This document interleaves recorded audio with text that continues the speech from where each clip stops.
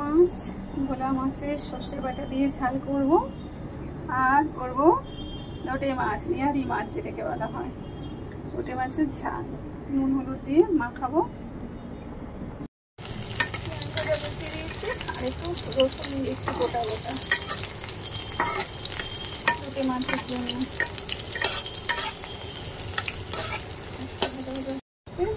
আদা রসুন পেস্ট, লাল লঙ্কা, ঝাল লঙ্কা, হলুদ দিয়ে দেবো। মাছটা দিয়ে দেবো করে নিই, কেটে নিয়েছি মাছটা। খুব সুন্দর কালার হচ্ছে, অল্প আছে, আস্তে আস্তে এটা একটু চিনি অ্যাড করে দিলাম। নুন তো দিয়ে দিয়েছি, নুন চিনি স্বাদ মতো।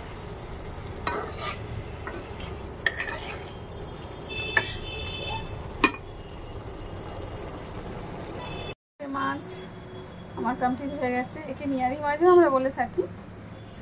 তো তোমাদের কেমন লাগলো রেসিপিটা জানিও, আর তোমরা কী কী খেতে ভালোবাসো সেটাও জানিও কমেন্টে। আর ভালো লাগলে একটা ছোট্ট করে লাইক করে দিও।